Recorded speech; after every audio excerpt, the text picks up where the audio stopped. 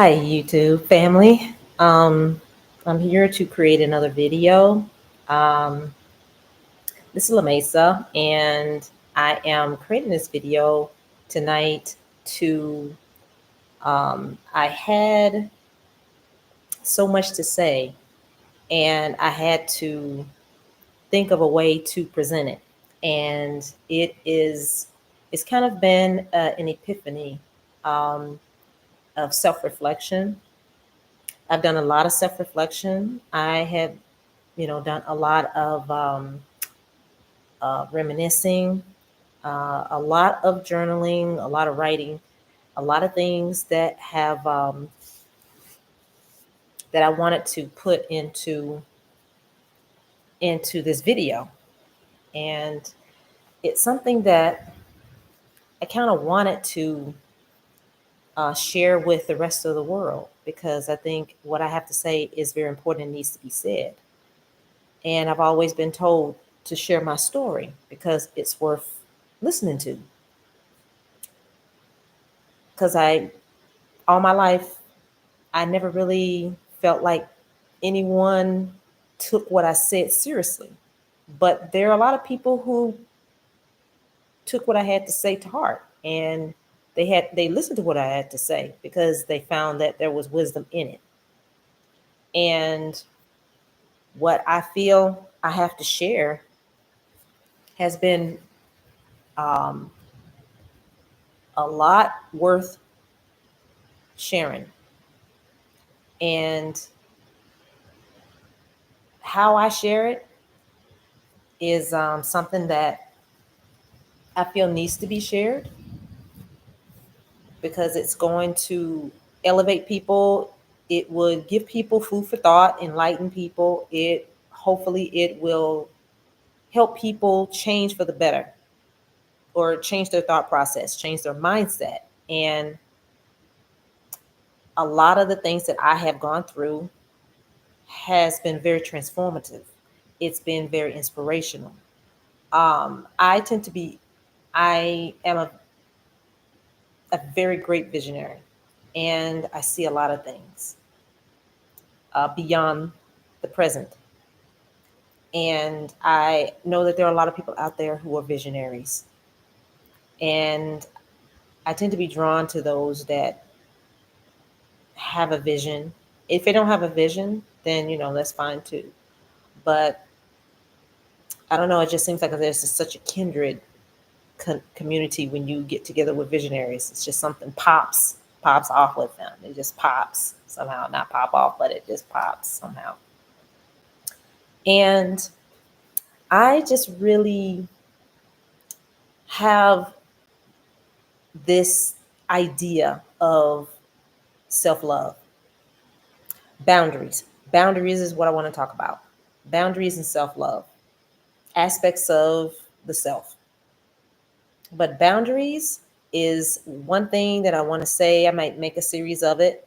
Um, I will eventually work on possibly a book about it. But in the meantime, I want to use this platform to be able to share my insights on this. If you look down at the description section of it, then you'll find out why. It'll just give you a little bit more insight of what I mean when I talk about boundaries and self love and how I got here. But growing up, I had to. I wasn't taught. I wasn't shown about how to have boundaries, and I think I can share this and communicate this more verbally than I can written. But I'm good at both. But I tend to be a bit more enthusiastic when I talk. So it comes out and expresses itself like this in a much more lighthearted way.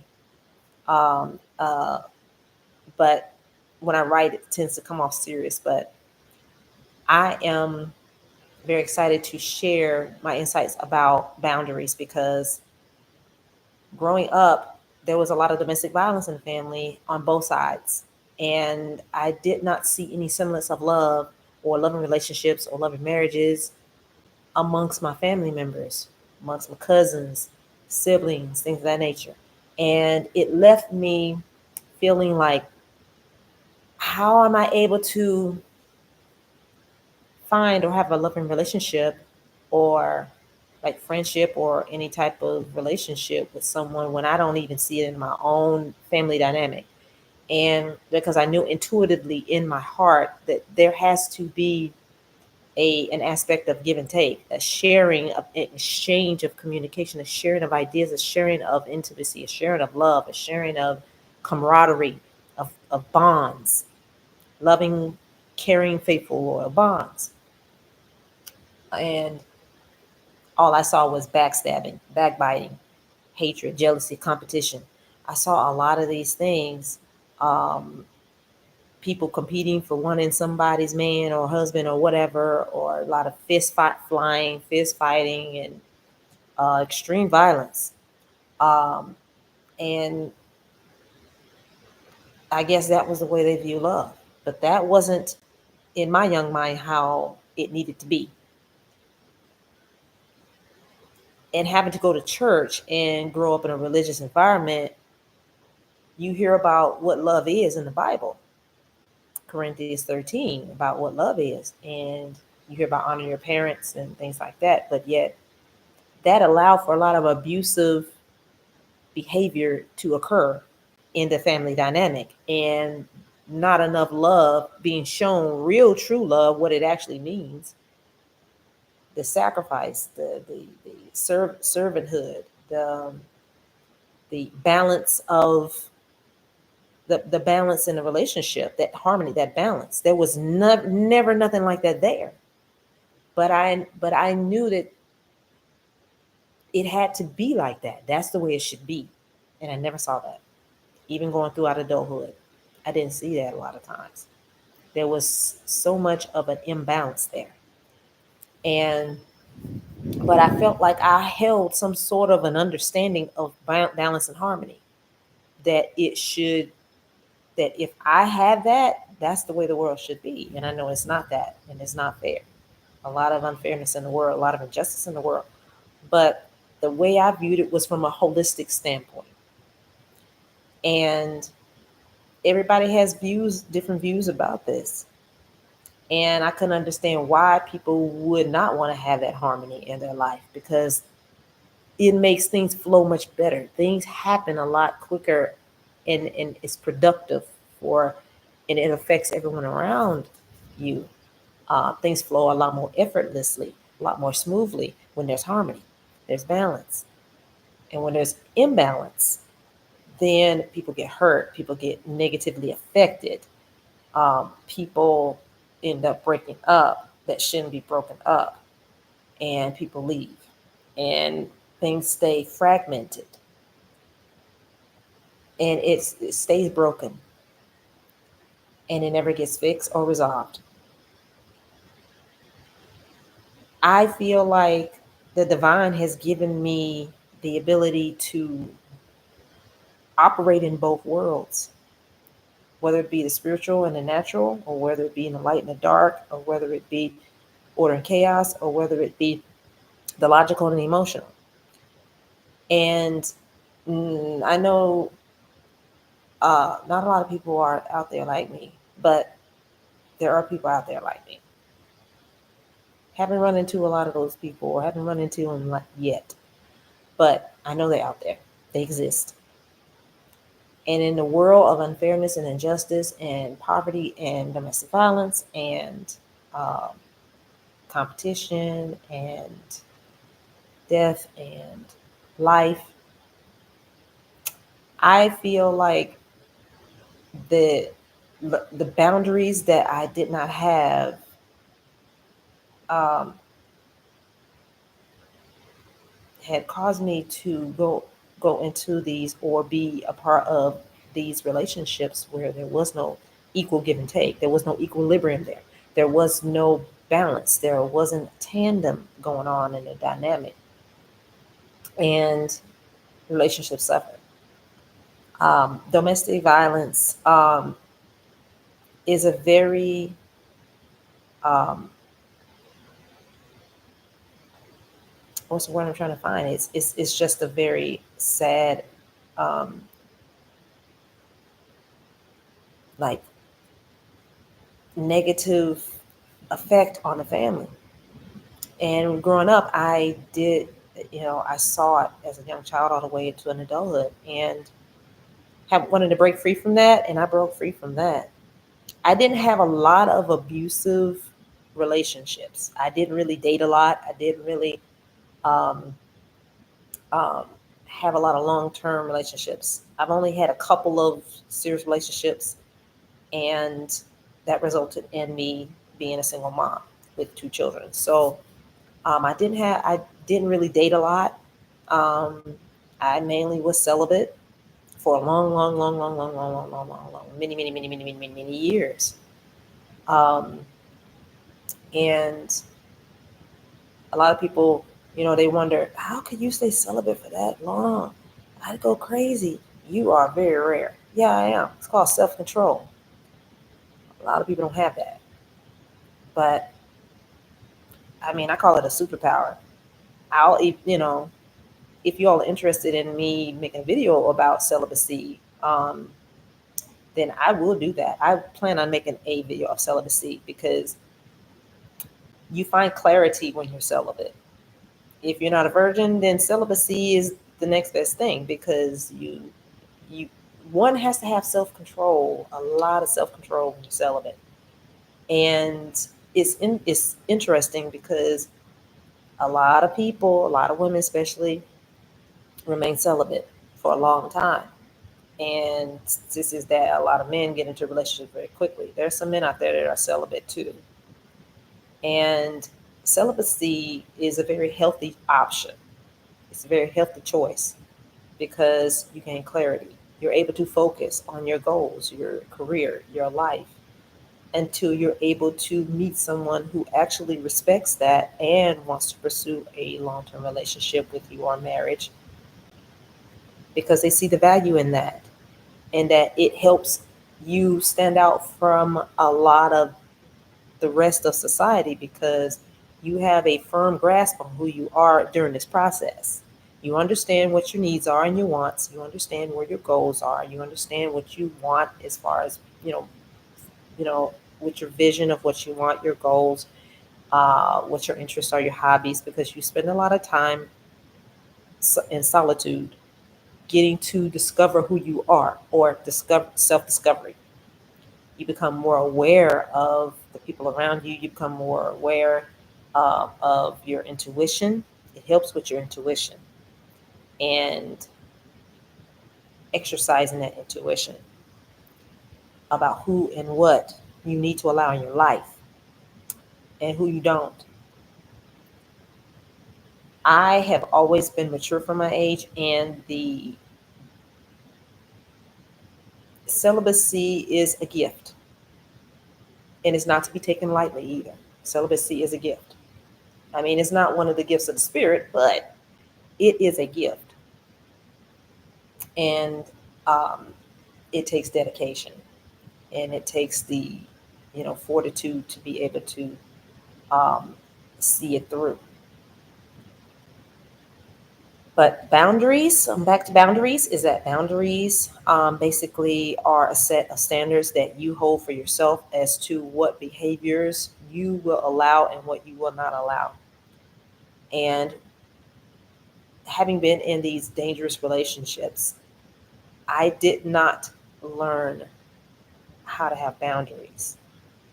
And through those very painful experiences, those lessons I had to learn, one of the boundaries to learn was, first of all, saying no to the person that was being offensive, or the person that was being disrespectful, the person that was not hearing me clearly or hearing me out, or having compassion to understand how I felt about something or someone,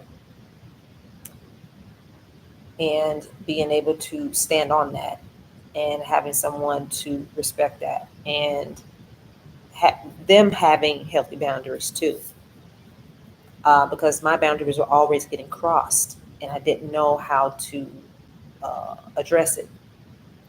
But now I do at this age, and I'm older now, way older.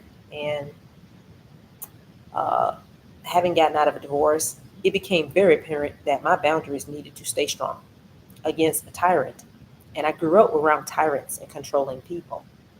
And it was very intimidating. And they use intimidation tactics to try to keep me under their thumb. Growing up, I was treated like a slave. I was treated, and in the mind of my parents, I was meant to be their slave. I was meant to be abused. I was meant to cater to their wants and needs, their demands, their commands. And if I didn't, then I was punished for that. I was treated as a scapegoat and a black sheep. And if any of my siblings did not tell the truth on me, then I got punished for their lies. Um, and it became a recurring theme in the household to do so. And I did not feel like I was worth anything because my parents let me know that I wasn't useful for anything or worth anything. And that mindset carried over into my adulthood. And so I ended up being mistreated by those that did not respect me because I did not know that I was worth and I deserved to be respected. And it's been very hard at this age, after all these years being wasted on not having parents or someone to, throughout my life, that I know there was one person who did encourage me throughout my teen years and then my adult years. And having to build off of that to strengthen myself off of that encouragement. Another thing was, when it comes to boundaries, is when you are in a situation that you have no choice growing up, you have to you're forced to deal with that, and you don't have any way to escape. And I didn't have any way to escape from abusive parents, none. The law did not help. The law encouraged the abuse. But when I became an adult, the choice to be able to leave, I didn't have the resources to leave at the time. But when I did and stepped on my faith, and I did, and I left, that was another um, reason. That was another aspect of boundaries that um, helped me realize that God did not want me to be abused. God did not want me to suffer in abuse. I didn't deserve to be abused, and I certainly didn't need to be around people who felt entitled to abuse me and felt that they would punish me if I left out of the abusive situation. And my parents punished me for leaving out of the abusive situation, had been holding a grudge and unforgiving and just retaliatory and spiteful ever since. And my ex-husband did the same. And so a lot of people did this, even cousins or ex-friends. So me speaking up about these injustices, this mistreatment, got me punished even more. And so I feel that people needed to feel comfortable. They needed to feel safe. I wasn't safe where I grew up at. I wasn't safe growing up in my parents' household. I wasn't safe growing up around my uncles. I wasn't safe growing up around, I wasn't safe being around my exes, especially my ex-husband, because it was not safe to be around them.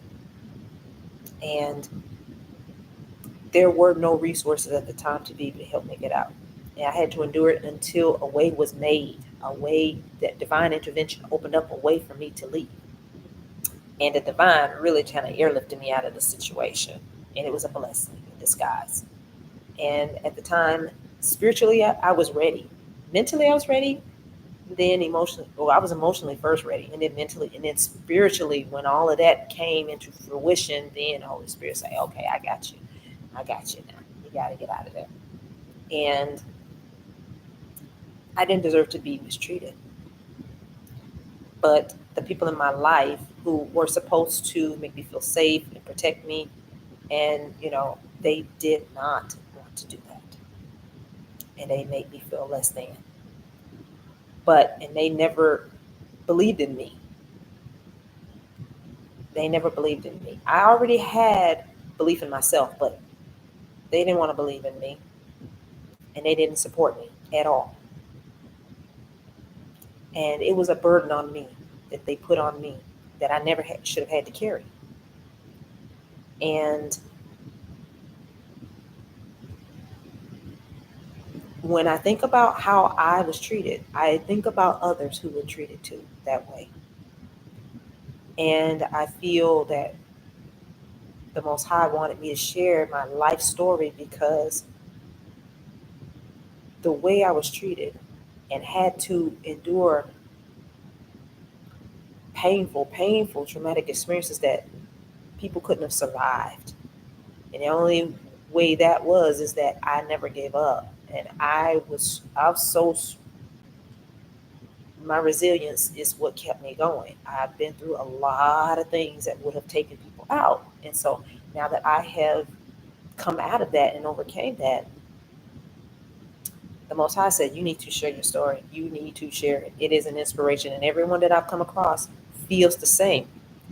And they said, you have got to write a book because of what you've gone through. And I never gave up when there were others who wanted me to give up because they didn't want to see me to the end. They didn't want to see me to the finish line. Well, I'm here. And I've made it here because I saw the goal. I saw the vision. And it was to bring light into people's lives, to help bring joy into people's lives. Our childhood is a place where we're supposed to feel safe. We're supposed to dream big. We're supposed to be inspired. We are supposed to have that childlike innocence. We're supposed to do great things. We're supposed to create great things. And about legacy and about leaving something great for our for future generations and being able to protect that and being able to make it safe. Um, and that began with not just starting boundaries, but finding out how to love ourselves. Self-love was something that I never learned. Nothing about the self, really. Um, I was never taught about focusing on the self because others wanted me to focus on them. And I neglected myself. I neglected who I was. And growing up, not knowing who I was, not knowing where I came from, even though I am a Black woman. Typically in a Black family, you get to know who your relatives are. Family and culture, Black culture, you being proud and being Black. Yeah, but when you don't know, when there's family secrets and you find out that your dad is not your dad, or your mom is not your mom, or your grandma's not your grandparents, your cousin's not your cousins, you were raised by these people, or something happened to your real parents, you cannot question what your heritage is, where your heritage came from. And a lot of that was hidden from me. Uh, and so there was a large gap in my life. Because just because you were raised by a particular person doesn't mean they're your blood family.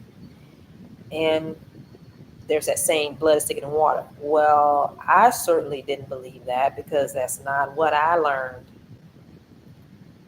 because of the family, because I always felt like I was adopted because the people in my family did not look like me and they did not believe like I believed. They did not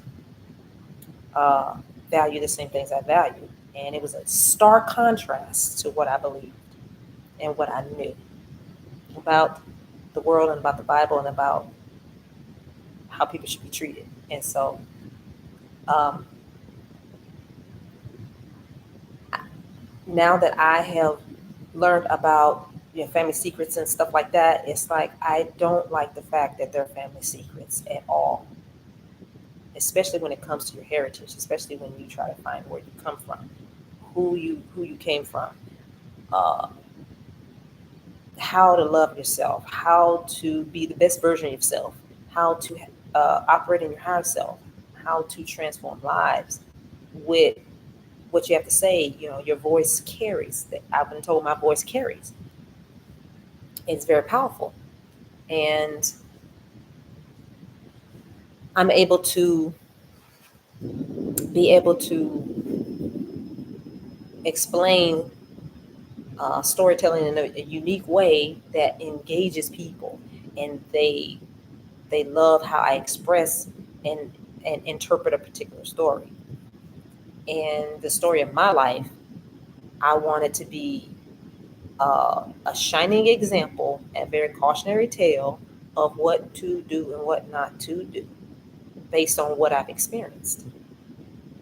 And it has helped me to be a better person as far as wisdom, as far as to help guide people on how to get there, what they want to, what they want to see, what they want, what they need in their lives, and how to get there, and pretty much how to succeed. Pretty much how to succeed in life, because I'm a success in my own right because I overcame a lot, and I suffered a lot and sacrificed a lot to get where I am today.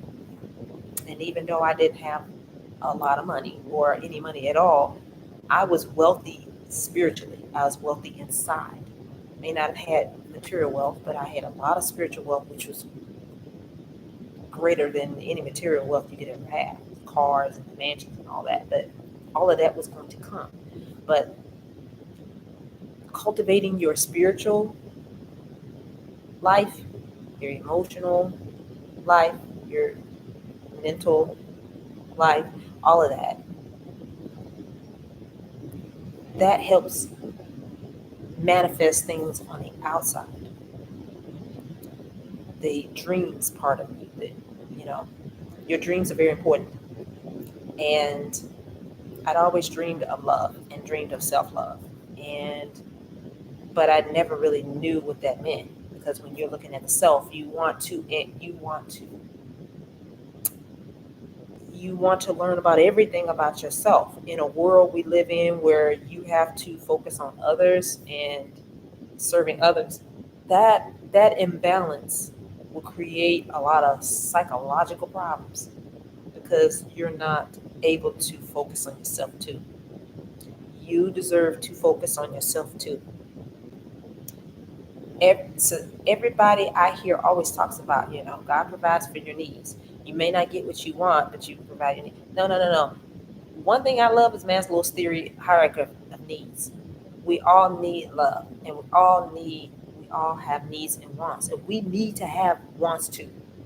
I hate when people tell me that, you know, you might not get all what you want, but people don't get what they want all the time. They have to find a way to provide for their needs, but yet they never get things that they want. And I feel there has to be a balance there, because if you neglect your wants too, what's the purpose of living life if you don't have some things that you want, or you don't get some things that you want too? Because I feel like not getting your wants and just always struggling for your needs to be met, then that creates resentment, and you don't feel you don't feel like God loves you, because it's like you're always toiling for needs and you never have your wants, basically your desires. And I had to search for this. I had to look into this a little deeper, because something just was not balanced in the way that I felt. And I want to encourage people to, you know, focus on themselves. Find what you love to do. There's a saying that I said to my husband, is that fish gotta swim, birds gotta fly. Do what you were created to do. An artist has to what? Create. An engineer has to what? Build. A dancer has to do what? Dance. An entrepreneur has to what? Create a business, run a business, manage a business. President has to what? Lead. You know, a lion has to what? Hunt. We do what we're created to do, and we'd be much happier.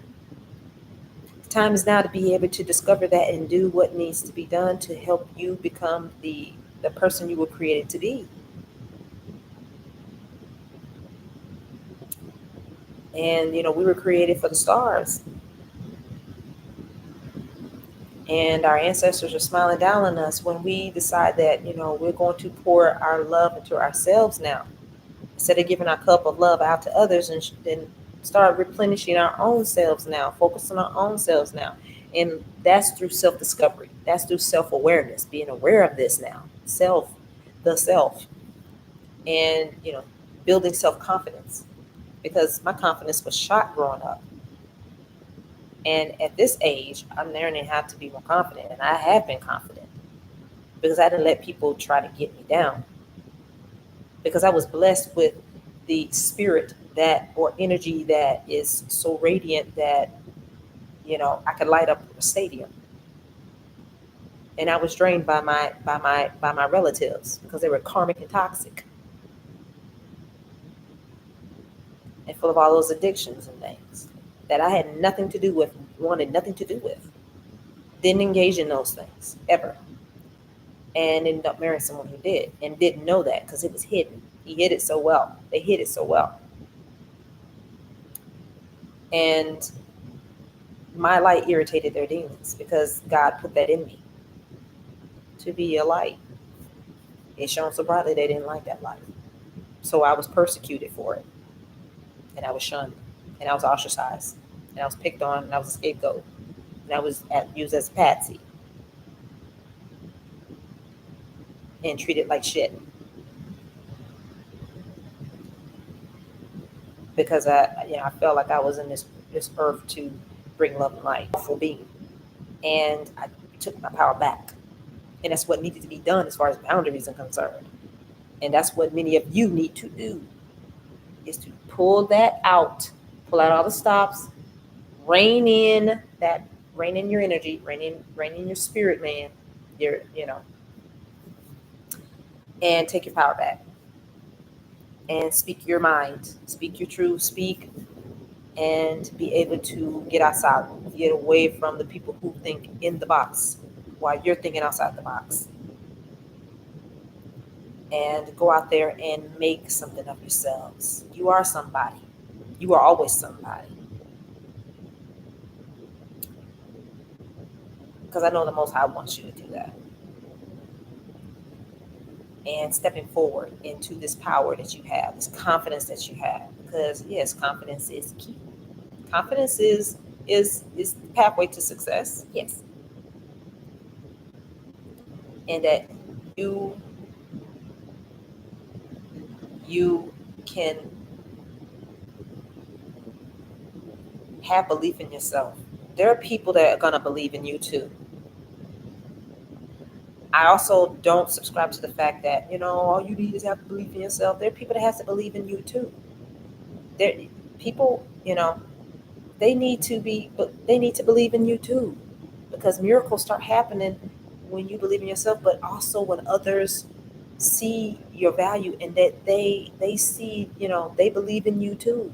That's where the magic happens is too.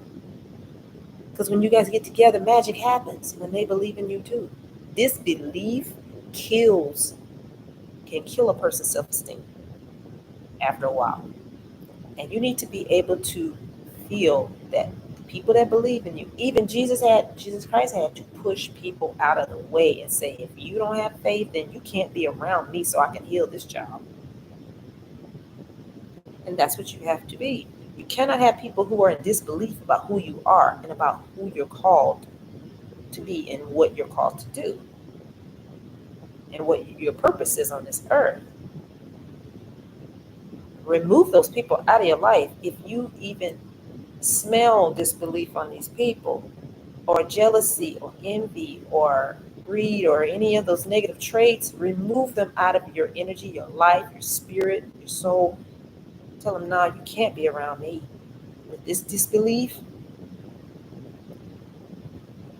I'm pretty sure Gandhi and Martin Luther King and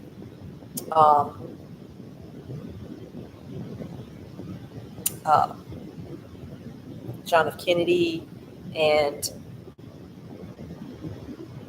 all those people, even Queen Elizabeth, had to have people who had a belief in things getting, a belief in people to get things done. And faith in people is like the currency that helps people move. Having faith in people, believing in people and their abilities to do certain things and not put them down, that helps move mountains. It helps boost people. It gives them life. It gives them life.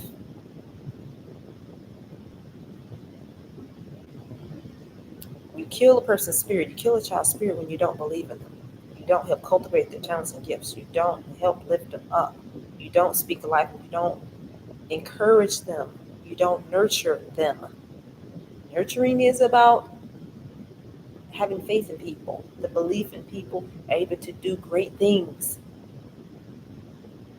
I am great at who I am. I'm great at what I do. I'm great at how I do it. And my children, they're destined for greatness too. You have to know this.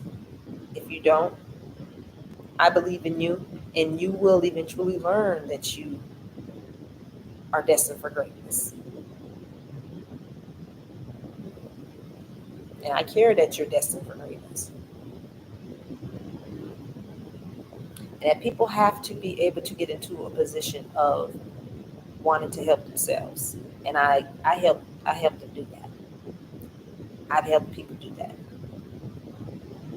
I may never see these people again, but I know in my heart that wherever they are, they have been changed by what I've said. And I'm okay with that.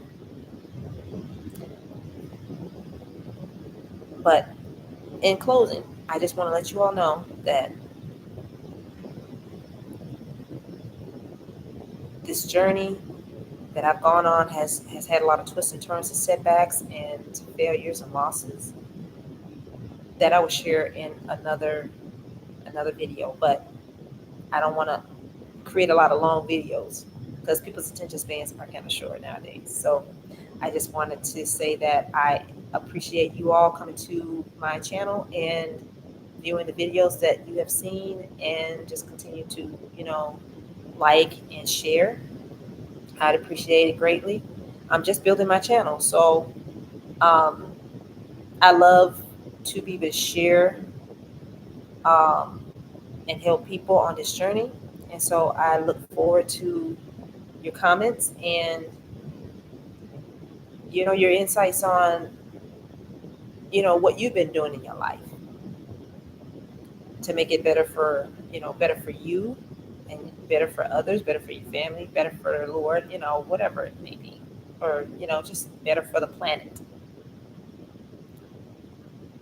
And just take the time to go and just think back about your childhood.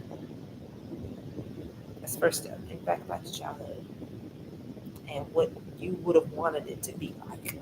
Because I know I did many, many times. And I know that it could have been better. It should have been. But I tried doing that for my family. And, looking forward to them doing it to theirs. So, but thank you so much for coming to my channel. Take care.